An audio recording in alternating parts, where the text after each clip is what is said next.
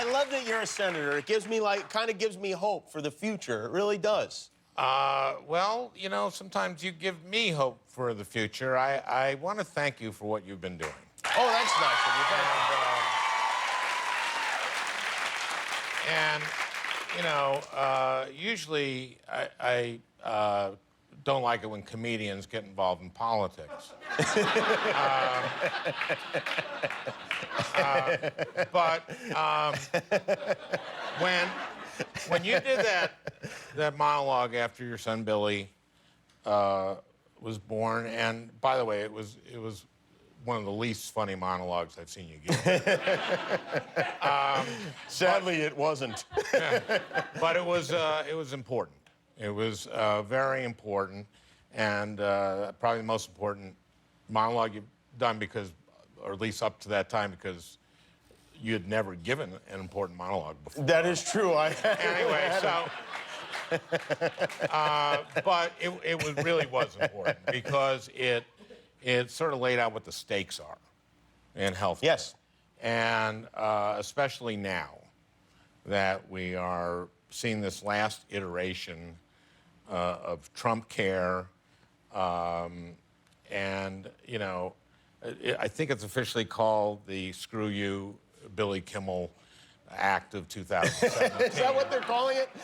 No, it's Graham-Cassidy. Oh, Graham-Cassidy, right, yeah. And which sounds like some kind of Fox News anchor, Graham-Cassidy, doesn't it? It does, somebody who's very often won a beauty pageant in Florida. Someone in the South, they use last names as first names. Yes, right, exactly, So yes. they do. But the stakes here are so high.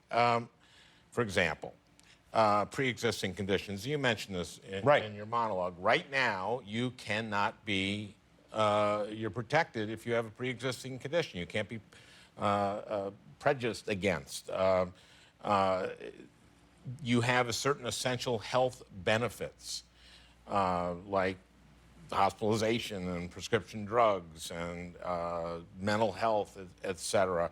You can't have lifetime limits. They used to, before Obamacare, they used to have lifetime limits, and you could go through your cap. They'd have these caps, and then no more, and that would be... And that is so crazy if you think about it. Well, it would be so terrible for kids like my son. Like your son, Billy, whose, you know, dad isn't cashing, old man show checks. Right. You know? By the way, we're working on the old man show right now. Right, that's right. But yeah, because he could potentially, by the time he's 10 years old, he could have already hit his lifetime cap, and then for the rest of his life, he's kind of on his own. Medicaid. This thing ends Medicaid as we know it. You know, it block grants it, which is a technical term, but basically it cuts hundreds of billions of dollars from Medicaid. I had a Medicaid event in Minnesota a few months ago, and we had a young man there named Brandon, 20 years old. He had been born very premature. He weighed about 1.5 pounds, a little bit more than 1.5 pounds when he was born. Doctors saved his life, but the care they gave him in the first couple days was about over $1 million. Wow. And the parents were terrified at this cost. And the nurses took her aside and said, "We're taking care of you. We got him enrolled in Medicaid." And Medicaid is need-based. So now, Brandon came to that event, and he's 20 years old. He has cerebral palsy. He walks with a walker. He's had 37 surgeries. He just told us he had finished his first college course, got an A- in it. And there were 200 people at this event. He was the person there that I was least worried about. He was so resilient. I know he's going to do great. And because if we keep Obamacare, and we have to make changes to it, and we should do that in a bipartisan way, and we're beginning to do that, he will be a happy geriatric. And so will Billy. He'll be a happy geriatric. Yeah, that's all That's what this is about.